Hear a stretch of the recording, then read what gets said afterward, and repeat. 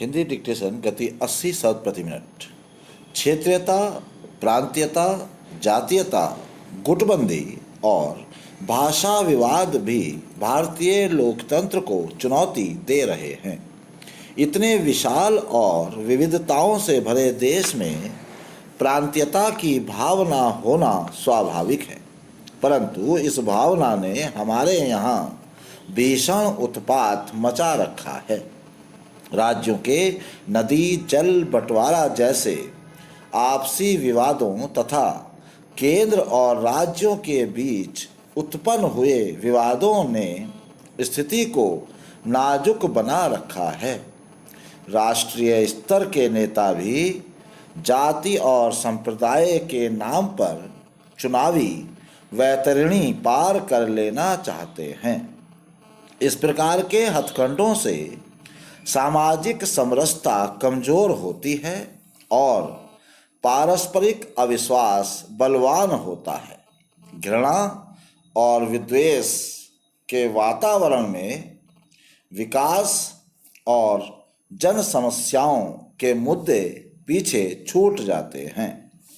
जाति और मजहब के नाम पर तुच्छ राजनीति करने वाले भ्रष्टाचार और स्वार्थ पूर्ति में लिप्त रहकर भी स्वयं को अपने वर्ग के मुक्तिदाता के रूप में प्रस्तुत करते हैं।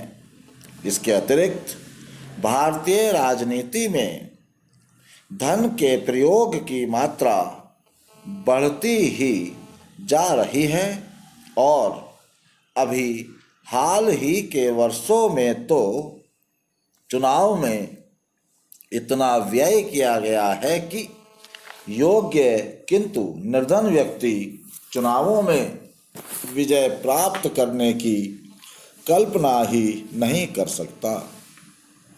राजनीति में धन का बढ़ता हुआ प्रभाव भारतीय लोकतंत्र को नष्ट करने का कारण बन सकता है।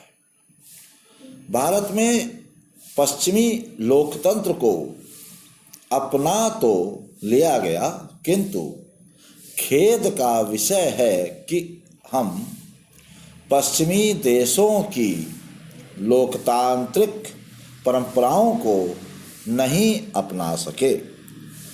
आतंकवाद एवं विघटनकारी गतिविधियां लोकतंत्र के लिए चिंता का विषय है। आतंकवादी और विघटनकारी तत्व आधुनिक हथियारों से सुसज्जित हैं और अनेक मामलों में उनकी मारक शक्ति नियमित सशस्त्र सेनाओं जैसी है। व्यूहरचना एवं कपट योजना के लिए उनके पास नवाचारी मस्तिष्क है। विभिन्न आतंकवादी समूह और विघटनकारी तत्व तबाही मचाने के लिए आपस में सहयोग भी करने लगे हैं।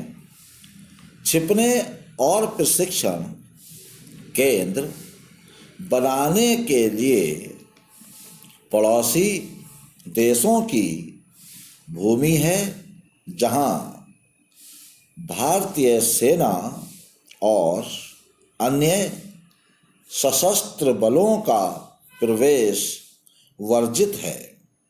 फलस्वरूप भारत का कोई ना कोई क्षेत्र अशांत बना रहता है। जम्मू और कश्मीर का क्षेत्र भारत में विलय के समय से ही पाकिस्तान प्रायोजित आतंकवाद का सामना कर रहा है। कुछ समय पूर्व तक पंजाब में आतंकवादी गुट कहर मचाए हुए थे। पूर्वोत्तर भारत में आतंकवादियों और विघटनकारी तत्वों के कई गुट सक्रिय रहते हैं। बिहार में नक्सलवादी और माओवादियों के उत्पाद के साथ साथ जातीय संघर्ष भी होते रहते हैं।